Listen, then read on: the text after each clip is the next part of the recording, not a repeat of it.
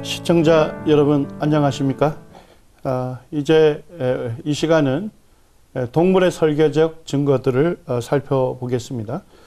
하나님께서는 온 우주 만물과 모든 생물들을 지으신 창조주이십니다. 하나님께서 창조주이심을 우리가 어떻게 알 수가 있을까요? 하나님께서는 이 성경과 하나님께서 창조하신 이 만물을 통해서 우리에게 하나님께서 창조주이심을 말씀하고 있습니다. 먼저 로마서 1장 19절과 20절에 보게 되면요. 이는 하나님을 알만한 것이 그들 속에 보임이라. 하나님께서 이를 그들에게 보이셨느니라. 창세로부터 하나님의 보이지 아니하는 것들 곧 하나님의 영원하신 능력과 신성이 하나님 만드신 만물에 분명히 보여 알려졌나니 그러므로 그들이 핑계하지 못할지니라. 성경이 이렇게 말씀하고 있습니다. 하나님 알만한 것을 어디에 분명하게 보여주셨습니까? 하나님 만드신 만물에 분명히 보여주었고 알려주었다는 것입니다. 그렇기 때문에 하나님을 알 수 없다고 핑계할 수 없다고 성경은 단언하고 있습니다. 하나님은 영이시기 때문에 우리가 눈으로 하나님을 볼 수는 없습니다. 그렇지만 하나님의 보이지 아니하는 것들 곧 하나님의 영원하신 능력과 신성, 이 신성은 하나님의 성품을 말씀합니다. 이 하나님의 영원하신 능력과 하나님의 성품을 하나님 만드신 만물에 분명히 보여주었고 알려주었다고 말씀하고 있는 것입니다. 우리가 하나님 만드신 만물을 자세하게 살펴보게 되면 그것을 설계하시고 그것을 지으신 하나님의 능력이 얼마나 크신지를 알 수가 있는 것입니다. 그리고 하나님께서 그 모든 것들을 설계하고 지으신 그 목적이 바로 사람을 위하여 지으셨다는 하나님의 자비하신 성품, 하나님의 은혜로우신 성품을 알 수가 있다는 것입니다. 여기에 있는 그 물건을 본 적이 있습니까? 이것은 알람 시계입니다. 정해놓은 시간이 되게 되면 이제 시계에서 프로펠러가 떨어지면서 소리를 내게 되는 것입니다. 자, 이 소리 나는 시계를 멈추게 하려면 어떻게 해야 되죠? 이 프로펠러가 떨어져서 이곳저곳을 이동하게 되는데 우리가 이 시계의 소리를 멈추게 하려면 이 날아가는 프로펠러를 잡아야 합니다. 그런 다음에 이 알람 시계에 꽂게 되면 소리가 멈춰지는 것입니다. 참 이와 같은 시계가 하나 있었으면 좋겠죠. 이 알람 시계에는 옆에 뭐가 달려 있습니까? 큰 바퀴가 달려 있습니다. 그래서 정해놓은 시간이 되게 되면 이제 소리를 내면서 이 바퀴가 움직이기 시작합니다. 그리고 이제 바퀴에 접착력이 좋아서 이것이 이제 이 시계가 책상 위로도 올라가는 것입니다. 자, 어떻게 해야만 이 알람 시계의 소리를 멈추게 할 수 있을까요? 움직이는 시계를 잡은 다음에 시계 위에 보게 되면 단추가 있습니다. 그 단추를 누르게 되면 소리가 어떻게 될까요? 멈춰지게 되는 것입니다. 자, 이 알람 시계들을 만든 목적이 있습니까? 그 목적이 무엇이죠?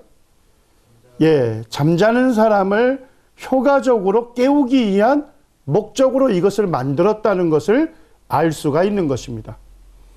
그리고 이 기능할 목적으로 모든 구조가, 모든 부품이 의도적으로 배열이 되어 있죠. 자, 이것을 어떤 기능할 목적으로 모든 구조들이 의도적으로 배열되어 있는 것을 본다면 과학자들은 뭐라고 얘기할까요? 이것이 바로 디자인된, 이것이 바로 설계된 작품이다 하는 결론을 내리게 될 것입니다. 제가 여러분들에게 묻고 싶습니다. 설계된 작품이 존재할 수 있는 유일한 가능성은 뭡니까? 그것을 설계한 설계자가 있어야 하는 것입니다. 이제 동물들이 설계되어진 증거들을 살펴보겠습니다. 여기에 있는 이 새는 호주에서 주로 살고 있는데요. 말리포울이라고 하는 새입니다. 몸집이 한 닭만한 몸집을 가진 새인데요. 우리 새들은 대부분 알을 품어서 부화를 시키죠. 자, 그런데 이 말리포울이라는 새는 절대 알을 품지 않습니다. 그 대신 이 저절로 부화돼서 새끼가 깨어날 수 있는 조건을 만들어 주는 아주 특이한 새입니다. 이 말리포울의 암수가 이제 짝을 지으면 그때부터 이 부리와 발가락을 이용해서 구덩이를 파기 시작합니다. 자, 그런데 이 구덩이를 넓이 3m, 깊이 1m라고 하는 큰 구덩이를 팝니다. 자, 이 구덩이를 파는데 4개월이 걸린다는 것입니다. 4개월 동안 암수가 짝을 맺은 다음에 그때부터 발가락과 부리를 이용해서 구덩이만 파는 거예요. 자, 그 다음에 이제 구덩이를 판 다음에 어떻게 하냐면 이 낙엽이라든지 식물의 잎사귀를 꺾고 끌어모아서 이 구덩이를 가득 채웁니다. 자, 그 다음에 바로 모래를 덮는 것이 아니라 비가 내릴 때까지 기다립니다.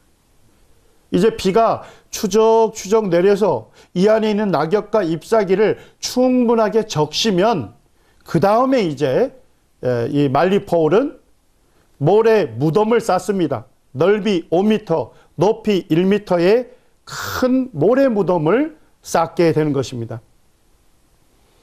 이것이 이제 둥지가 되는데요. 둥지를 만드는데 몇 개월이 걸렸다고요? 4개월이 걸리는 대대적인 작업입니다. 이 말리포울을 한국에 있는 생물학자들은 모래 무덤을 만든다 해서 무덤새라고 한국어로 부르기도 합니다. 이 모래 무덤을 수직으로 이렇게 절단하게 되면 이와 같은 모양을 갖게 되는 것입니다. 그래서 이 구덩이가 깊이 파여 있는 구덩이 안에 낙엽과 잎사귀들이 가득 채워져 있죠. 그 다음에 충분히 물에 적셔져 있습니다. 자, 그럼 시간이 지나면 어떻게 될까요?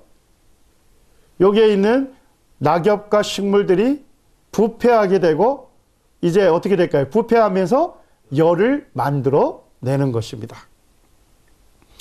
그 다음에 이제 낙엽 위에는 모래로 덮어서 모래 무덤을 만들었죠. 그래서 이 모래 무덤이 모래가 단열재 역할을 해주는 겁니다. 자, 그러면 이 둥지 안에 시간이 지남에 따라 이제 퇴비가 썩게 되고 열을 생성하면서 둥지 안의 온도가 이렇게 증가돼 가겠죠. 자, 그러면 어떻게 하냐면 말리포울은 온도계를 가진 새입니다. 그래서 이 말리포울의 이 부리에는 온도를 측정할 수 있는 온도계가 있는데요. 0.1도 단위로 아주 세밀하고 정확하게 측정할 수 있는 온도계가 있습니다. 그래서 말리포울은 이렇게 둥지를 만든 다음에 이제 계속적으로 이 둥지 안에 있는 온도를 측정하기 위해서 이 둥지를 헤치고 그 다음에 부리로 쪼아가지고 정확하게 온도를 재는 거예요. 자, 그러다가 이제 온도가 점점 올라가다 보면 둥지 온도가 33도에 이르게 되면 그때부터 알을 낳는 것입니다.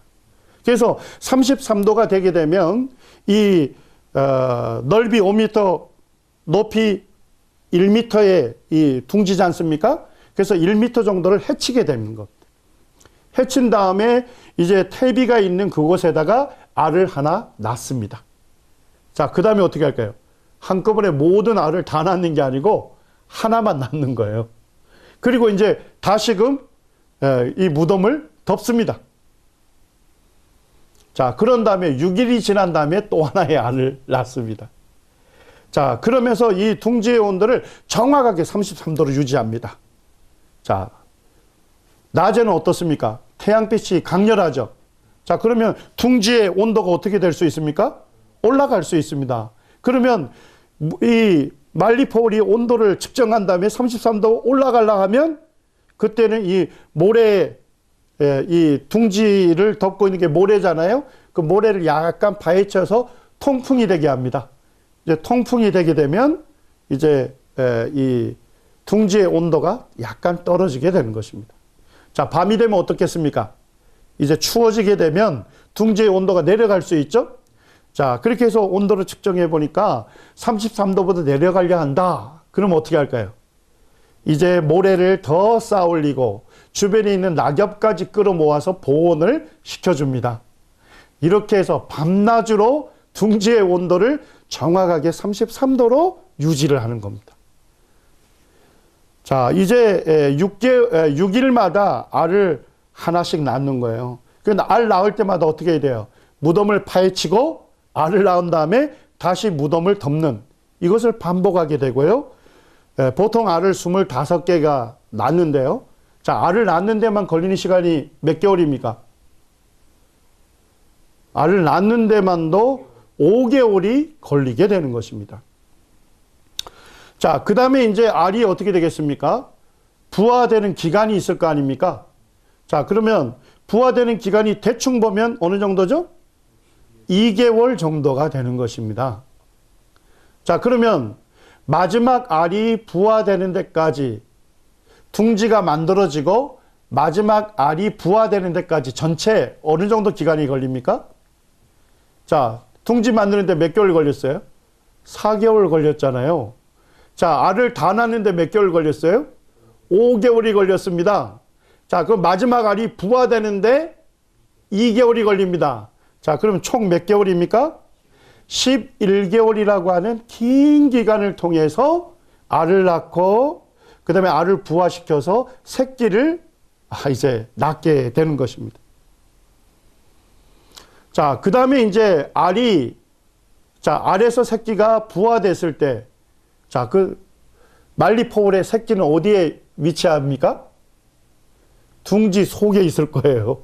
맞습니까? 자, 그러면 둥지 속에서 빠져나와야 되겠죠. 근데 놀랍게도 뭐냐면 생물학자들이 연구를 해보니까 이 새끼가 아래 껍질을 깨고 나올 때 항상 수직으로 곱게 파헤치고 나온답니다. 자, 만약에 옆으로 가게 되면 어떻게 될까요? 더 많은 시간이 걸리기 때문에 아마도 새끼가 기력을 다 세하고 죽을 수 있는 위험이 있는 겁니다. 그런데 모든 새끼들은 15시간에 걸려서 수직으로 이 둥지를 빠져나오는 거예요. 자, 그 다음에 둥지를 빠져나온 다음에 어떻게 합니까? 예, 이 부모새로부터 24시간 이내에 독립하게 됩니다. 부모로부터 떠나서 이제 홀로 독립생활을 하고 이제 생후 2년이 되면 다시 짝을 찾아서 둥지를 11개월이라고 하는 긴 부화기를 통해서 새끼를 또 낳아서 다음 세대를 이어가는 것입니다. 참 신비롭지 않습니까? 제가 여러분들에게 한번 물어보겠습니다. 낙엽이 썩으면서 열을 낸다는 것을 말리포울이 어떻게 알았을까요? 그 다음에 충분하게 그 낙엽에 물이 적셔져야만 이 낙엽들이 썩게 되고 그래야만 온도가 올라간다는 것을 말리포울이 어떻게 알았을까요? 그 다음에 말리포울이 부리로 온도를 측정했지 않습니까? 어떻게 부리로 온도를 측정한다는 것을 알게 되었을까요? 그 다음에 이 둥지의 온도를 몇 도로 유지했습니까? 33도로 유지해야만 이제 알에서 새끼로 부화될 수 있다는 것을 어떻게 알았을까요? 또한 새끼가 알을 깨고 나왔을 때 수직으로 빠져나와야 가장 최단거리라는 것을 어떻게 알았을까요? 자, 세 가지 가능성이 있을 겁니다. 첫째, 말리포울의 새끼가 부모로부터 배웠을까요? 예, 부모로부터 배우기엔 너무나도 짧은 시간이죠. 나오자마자 24시간 이내에 부모로부터 떠나서 독립을 해야 되기 때문에 부모로부터 배울 시간이 없었습니다. 자, 두 번째 가능성은 오랜 경험에 의해서 터득한 지혜일까요? 만약에 둥지의 온도를 20도로 했더니까 아래에서 새끼가 부화되지 않는 거예요. 20도 아니구나. 또 21도 해보고 뭐 40도 해보고 이런 데에서 이런 오랜 시간이 걸리기 때문에 이런 오랜 시간을 통해서 이 지혜를 터득할 수는 없을 것입니다. 만약에 그렇게 했다면 다음 세대를 이어갈 수가 없을 것입니다. 자, 이제 세 번째 유일한 가능성은 뭡니까? 말리폴이 갖고 있는 본능입니다. 자, 본능이 뭐죠? 본래의 능력이 얘기하는 것입니다. 이 본능이라는 것은 뭐냐면 출생 이전에 이미 프로그램되어 있는 지식이 얘기하는 것입니다. 자, 그러면 말리폴에게 이미 이와 같은 지식이 프로그램되어 있다면, 자, 프로그램이 존재할 수 있는 유일한 가능성은 뭡니까?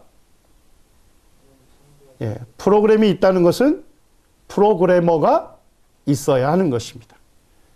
자, 이 놀라운 지식을 말리폴에게 그 정보를 제공한 프로그래머가 누구인 것입니까? 그분이 바로 말리폴을 지으신 창조주 하나님인 것입니다.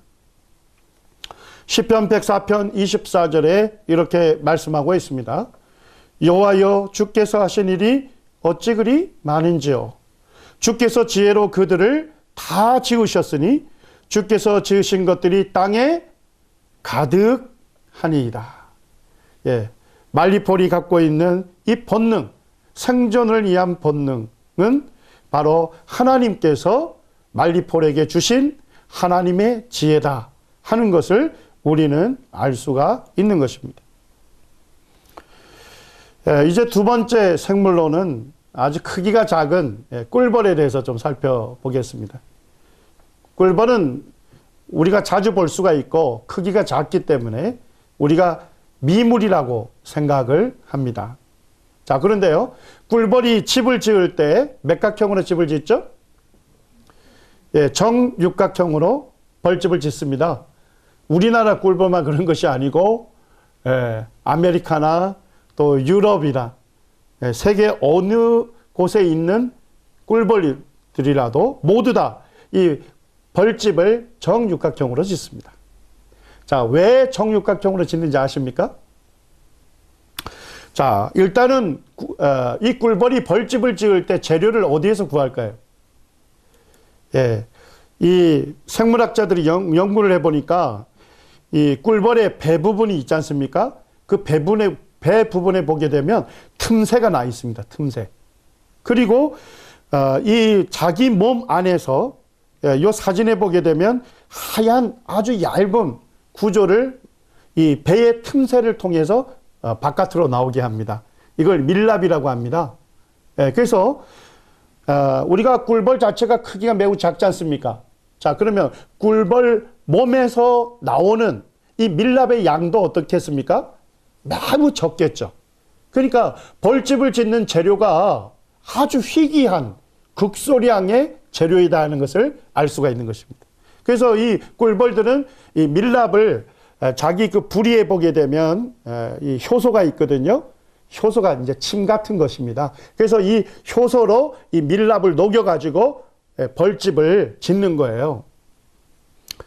자, 그런데 벌집을 왜 지을 때 정육각형으로 짓냐는 거예요. 자, 여기 잘 보시게 되면, 자, 여기 벌집이 있는데요. 벌집을 보게 되면 여기 두 개 방이 있는데 한 개 벽으로 두 집이 함께 이용할 수 있죠. 자, 그러니까 적은 양으로 두 방을 지을 수 있는데 도움이 될 겁니다. 자, 근데 정육각형만 될까요? 정삼각형도 가능하겠죠. 정삼각형도 보게 되면 한 벽을 갖고서 두 방이 같이 공유할 수 있을 겁니다. 정삼각형만 됩니까?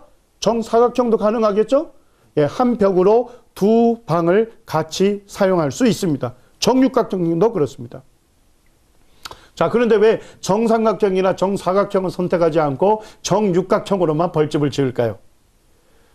곤충학자들이 연구를 해보니까 동일한 재료를 갖고서 이제 정삼각형으로 된 벌집, 정사각형, 정육각형으로 된 벌집을 지어봤습니다. 자, 봤더니까 어느 똑같은 재료로 집을 지었을 때 몇각형이 제일 넓은 방을 짓습니까? 예, 정육각형일 때 최소의 재료로 가장 넓은 방을 짓는다는 것을 알게 된 겁니다. 그러니까 정육각형이 가장 효율적인 그와 같은 구조다 하는 것을 밝혀내는데, 어떻게 꿀벌이 가장 효율적인 구조를 알 수 있었을까요? 이것도 1965년에 수학자 퍼예시 토트라고 하는 분이 최소의 재료를 가지고 최대의 면적을 지닌 용기를 만들려고 할 때는 그 용기는 반드시 정육각형이 되어야 한다는 것을 이분이 수학적으로 증명해 낸 것입니다.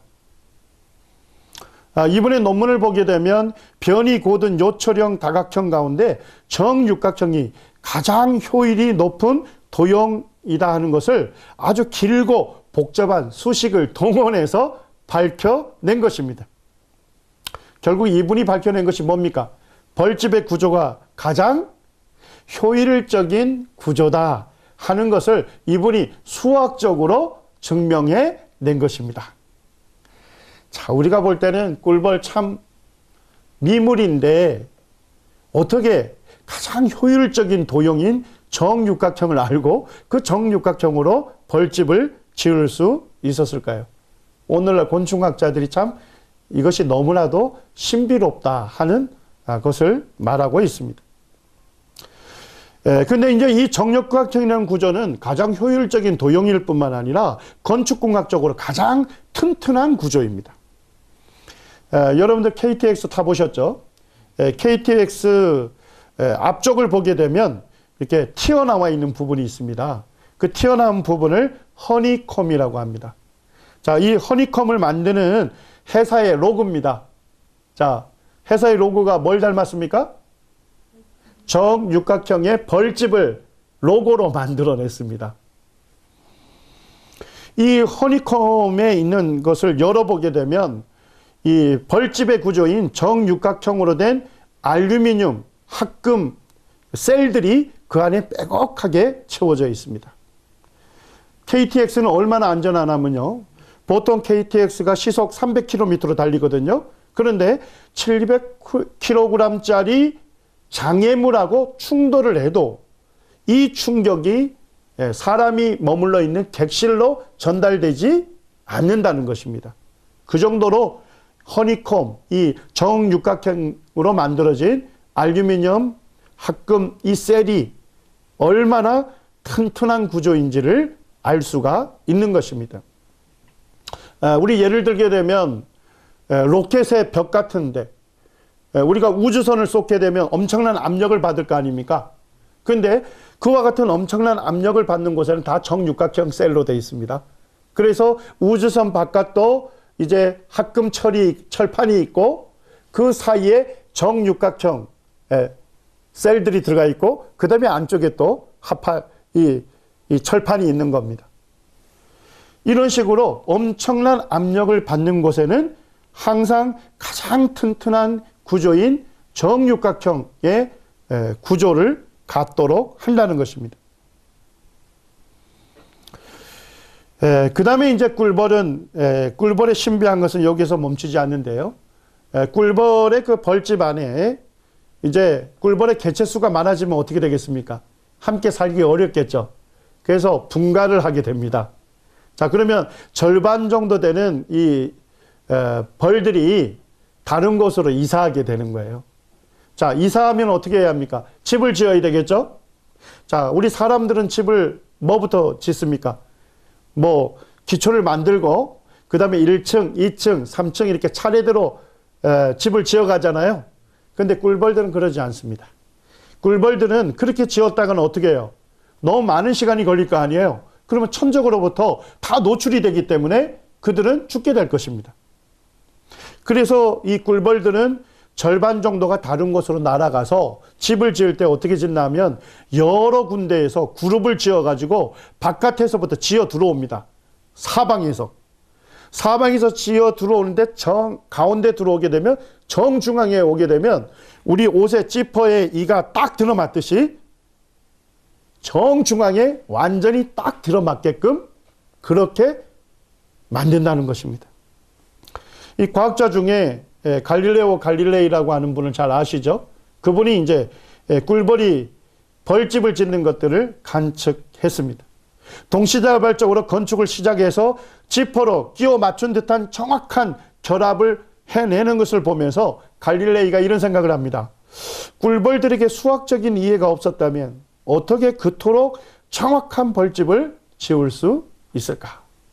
오늘날 또 우리 인간들이 만든 최고의 컴퓨터가 그 그레이2 슈퍼컴퓨터라는 겁니다. 지금 여기에 있는 우리 예배당 공간만큼 큰 컴퓨터예요. 그런데 이 슈퍼컴퓨터로 돌리더라도 이 꿀벌들이 지금 이 벌집을 동시다발적을 지어서 정중앙에 딱 들어맞으려면 엄청난 이 슈퍼컴퓨터의 수학적인 계산을 해야만 이와 같은 것을 해답을 얻을 수 있다는 것입니다. 그러니까 오늘날도 인간이 개발한 그 슈퍼컴퓨터로 며칠이 걸려야만 수학적으로 증명해낼 수 있는 그와 같은 이해를 누가 갖고 있다는 것입니까? 꿀벌들이 갖고 있다는 것입니다. 제가 여러분들께 물어보겠습니다. 꿀벌의 크기가 얼마나 작은지 아시죠? 그 다음에 꿀벌 그 안에 있는 뇌가 얼마나 작겠습니까? 자, 그러면 이와 같은 놀라운 수학적인 이해, 지혜가 꿀벌 자체에게서 나왔을까요? 그것은 불가능할 것입니다. 로마서 11장 36절에는 이렇게 말씀하고 있습니다. 이는 만물이 누구에게서 나왔다고요? 주에게서 나왔다. 결국은 이 꿀벌에게 준 놀라운 수학적인 이해, 지식이 누구로부터 왔다는 것입니까? 바로 주 하나님으로부터 왔다 하는 것을 우리에게 알려주고 있는 것입니다. 또한 꿀벌들은 놀라운 생존 전략을 사용하고 있습니다. 이 벌집 안에는 꿀만 있는 것이 아니라 유충과 번데기가 자라고 있습니다. 그렇기 때문에 벌집의 온도가 일정하게 유지가 돼야 하거든요. 한 32도와 35도 사이로 유지돼야만 됩니다. 너무 낮아지거나 너무 높아지게 되면 그 안에 있는 유충과 번데기가 죽게 되고 폐사되게 되는 것입니다. 자, 만약에 여름과 같이 더울 때는 어떻게 되겠습니까? 벌집의 온도가 올라가게 될 것입니다. 자, 그러면 벌집의 냉방만 책임지는 냉방벌들이 있습니다. 자, 이 냉방벌들이 어디로 가느냐? 습기가 많은 곳, 뭐 강가나 이런 습한 곳으로 가게 됩니다. 그러면 이 꿀벌들의 온몸에는 털이 많이 나 있습니다. 그 다음에 이 부리 주변에도 털이 있는데요. 그 습기를 잔뜩 머금고 이제 벌집으로 오게 됩니다. 자, 그러면 이 습기를 가득 머금고 왔던 이 꿀벌들이 어떻게 하냐면요. 벌집 바깥 벽을 거기에 있는 습기로 바릅니다. 자, 그 다음에 일부의 그 꿀벌들은 벌집 앞에 도열을 합니다. 그리고 제자리 비행을 합니다. 자, 날개짓을 하게 되면 뭐가 만들어지죠? 바람이 만들어집니다. 그리고 바깥 벽에는 뭐가 묻혀져 있습니까? 습기가 묻혀져 있죠. 물기가. 자, 그러면 그 바람이 와서 그 습기를 이용하게 되죠. 자, 그러면 이 습기가 날아가게 될 때 뭘 빼앗아 갑니까? 예, 그 벌집 안에 있는 열을 빼앗아 가게 되는 것입니다. 자, 이와 같은 원리를 뭐라고 합니까? 이와 같은 원리로 작동되는 게 뭐죠? 예, 에어컨입니다. 에어컨이 이 에어컨의 원리를 지금 누가 사용하고 있는 것입니까? 꿀벌이 사용하고 있는 것입니다. 자, 그 다음에 이제 날씨가 추워지게 되면 벌집의 온도가 어떻게 되겠습니까? 이번에는 내려가게 될 것입니다. 자, 온도가 내려가게 되면 이제 난방벌들이 있어서 난방벌들이 일을 하기 시작합니다. 이 벌집의 바깥 부분을 이제 난방벌들이 빼곡하게 일벌들과 함께 두 겹, 세 겹으로 두텁게 쌓습니다. 왜 그렇게 할까요? 예, 단열재 역할을 하는 거죠. 바깥에 있는 찬 공기가 들어가지 못하고 벌집 안에 있는 따뜻한 공기가 바깥으로 새어나가지 못하도록 단열재 역할을 하는데, 그래도 온도가 올라가지 않으면 어떻게 되는지 아십니까? 자, 요게 사진에 보니까 요게 벌집에 보니까 빈방들이 있는 게 보입니까? 자, 그리고 여기에 보니까 뭐인 것 같습니까? 예, 꿀벌들이 머리를 쳐박고 빈방에 들어간 겁니다. 자, 머리를 쳐박고 빈방에 들어가서 뭘 하느냐? 날개를 움직이려면 뭐가 있어야 되죠? 근육이 있어야 돼요. 그 날개에 있는 근육을 어떻게 할까요? 수축시켰다, 이완시켰다, 힘을 주었다, 뺐다 합니다. 자, 우리가 겨울에 달리기를 하게 되면 근육이 수축하고 이완을 하게 되죠. 그러면서 온몸에 뭐가 생성이 됩니까? 열이 생성이 되는 것입니다. 그래서 이 꿀벌도 그 안에 들어가서 이제 근육을 수축했다, 이완했다, 수축했다, 이완했다, 이렇게 하게 되는데, 이와 같은 운동을 펌프질 운동이라고 하는 것입니다. 이 펌프질 운동을 하게 될 때 이 꿀벌의 가슴 온도가 43도까지 상승하게 돼요. 자, 그러면 어떻게 되겠습니까? 이 온도가 다른 방으로 쭉 전도가 되겠죠. 그렇게 해서 벌집 전체가 이제 골고루 데워지기 때문에 이제 적절하게 살 수 있는 그 온도로 이제 올리게 되는 것입니다. 자, 꿀벌은 여기서 멈춰지지 않는데요. 꿀벌은 언어를 사용합니다. 정확하게 다른 꿀벌들에게 의사를 전달할 수 있는 능력이 있습니다. 이제 아침 일찍에 일어나는 벌들이 정찰벌들입니다. 정찰벌들은 이제 벌집에 있는 이 꿀벌들이 오늘 어느 곳에서 이 꽃꿀을 채취할 거냐를 결정해요. 자, 그래서 이제 편대를 형성해서 이제 벌집에서부터 옆으로 쭉 수색하다 보니까 거기에 꽃들이 많고 그 안에 꽃꿀이 굉장히 많습니다. 자, 그러면 이제 정찰벌들이 오늘 여기에서 꽃꿀을 채취해야 되겠다 결정을 하게 됩니다.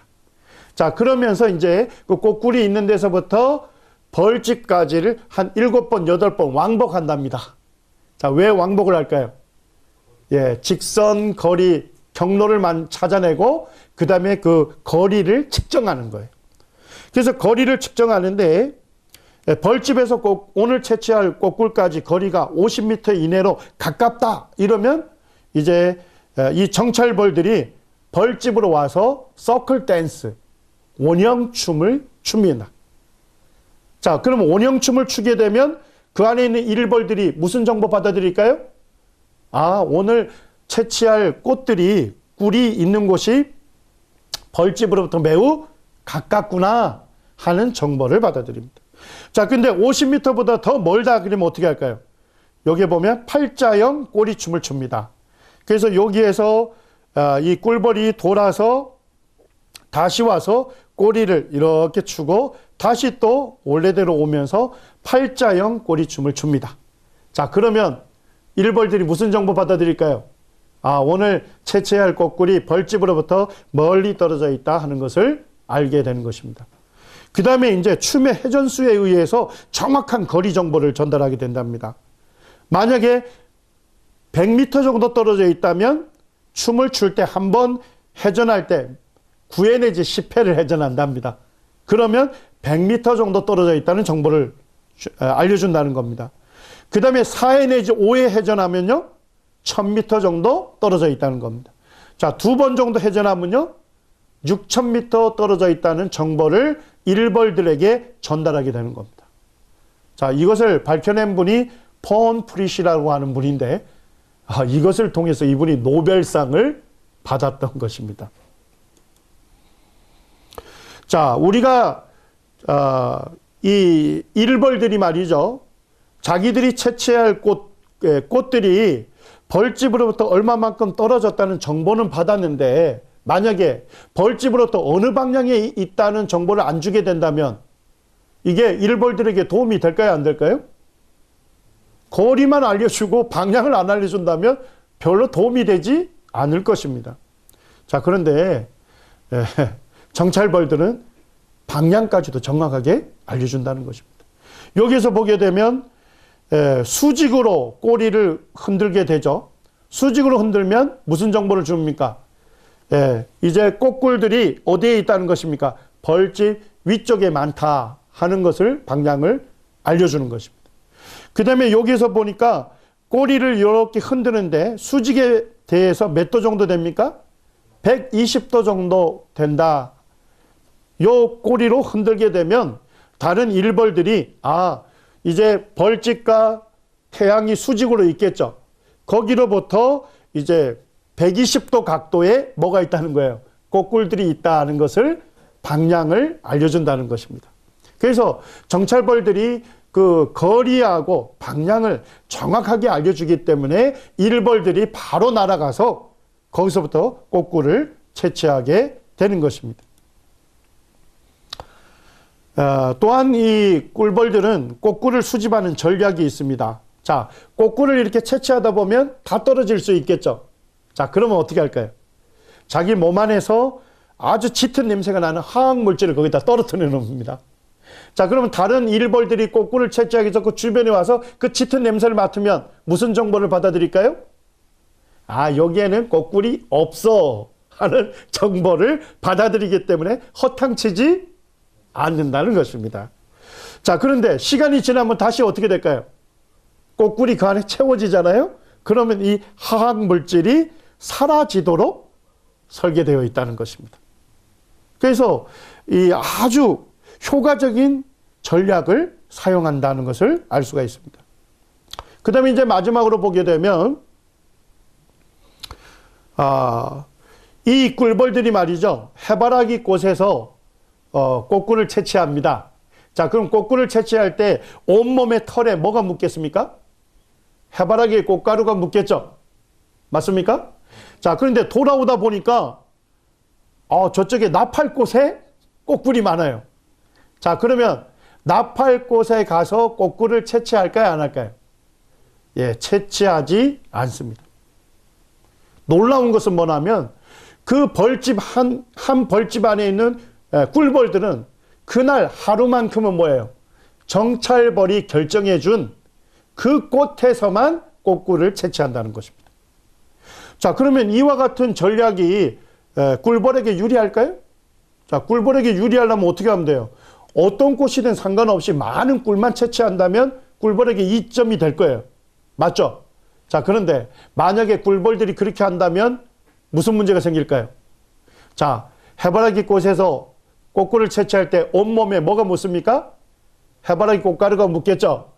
자, 그러면 이 꽃가루가 어디에 묻혀져야 돼요? 해바라기 암술 머리에 묻혀져야만 수분이 일어나고 열매가 맺어질 거 아닙니까? 맞습니까? 근데 만약에 나팔꽃에 가서 비벼댄다면 거기서는 수분이 일어나지 않을 것입니다. 참 꿀벌은 놀랍죠. 그날 하루만큼은 한 꽃 종류에서만 그 안에 있는 모든 개체들이 그 꼬꿀을 채취한다는 것입니다. 결국은 식물의 수분을 돕도록 꿀벌이 설계되어져 있다는 것을 알 수가 있는 것입니다. 이와 같은 꿀벌의 설계 전략을 보게 되면요, 진화론으로는 절대 설명할 수 없습니다. 진화론은 뭐라고 얘기합니까? 자기 생존에 유리한 특성과 습관을 개발한다고 얘기하고 있거든요. 그래서 리차드 도킨스가 무슨 책까지 냈습니까? 이기적 유전자. 그래서 모든 생물들은 자기 생존에 유리한 특성과 습관을 개발한다는 것입니다. 자, 그런데 꿀벌들은 이기적인 전략 씁니까? 이타적인 전략을 씁니까? 이타적인 전략을 쓰고 있는 것입니다. 여러분들 아인슈타인을 잘 알죠? 아인슈타인이 이런 얘기를 했습니다. 지구상에 꿀벌이 사라진다면 지구는 곧 종말을 맞이할 것이다. 왜 그럴까요? 꿀벌들이 대부분 꽃의 수분을 책임집니다. 꽃의 80%의 수분을 꿀벌이 책임지는 거예요. 그래서 이 꿀벌들의 이와 같은 전략 때문에 이제 뭐가 맺혀집니까? 열매가 맺혀지고 이제 다음 세대를 이어가게 되고 그 열매를 또 누가 먹게 됩니까? 사람이 이제 채취를 하게 되는 것이죠. 그래서 꿀벌이 사라지게 되면 식물들의 열매가 맺혀지지 않고 사람은 살 수 없는 환경이 된다는 것입니다. 찰스 다윈이 진화론 이론을 종의 기원이라는 책에서 발표를 했습니다. 그런데 이 종의 기원을 읽어보게 되면 다윈이 이런 얘기를 쓰고 있습니다. 꿀벌들은 너무나도 신비롭다. 꿀벌들의 발달인데 독자들로 하여금 나의 이론, 진화론 전체를 공궁으로 몰아갈 수도 있을 것이다. 자, 다윈이 꿀벌들을 잘 살펴보니까 꿀벌들은 뭐로는 절대 설명할 수 없어요. 자기가 만든 진화론으로는 절대 설명할 수 없는 거예요. 그래서 꿀벌들은 너무나도 신비롭다 하는 것을 이분이 깨달은 겁니다. 자, 우리 한자에서 신비라는 단어, 그 혹시 한자 의미를 아십니까? 신자가 뭡니까? 신자예요. 하나님 신자예요. 자, 비자는 뭡니까? 비밀 비자입니다. 우리가 언제 신비롭다는 감정을 느낍니까? 감탄사를 합니까? 하나님께서 그것을 어떻게 창조했는지 그 설계의 비밀을 알게 될 때, 아, 이렇게 하나님께서 이것을 설계해서 만드셨구나. 그 비밀을 알게 될 때 우리 입에서 신비롭다고 하는 놀라운 감탄사가 우리 입에 나오게 되는 것입니다. 참 이것을 보게 되면 우리가 꿀벌의 그 미물인 꿀벌에 살아가는 전략만 쭉 살펴보게 되면 이게 우연히 저절로 존재하는 것이 아니라 바로 창조주 하나님께서 분명한 목적을 갖고서 그 모든 것들을 설계해서 창조하셨다 하는 것을 우리가 분명하게 알 수 있도록 믿을 수 있도록 해 놓으신 것입니다. 하나님은 하나님 만드신 만물을 통해서 하나님을 알 수 있도록 우리에게 분명하게 수많은 증거들을 주신 것입니다. 이와 같은 증거들을 통해서 여러분들이 하나님을 아시고 그 하나님을 만나시게 되는 여러분들이 되기를 원합니다. 감사합니다.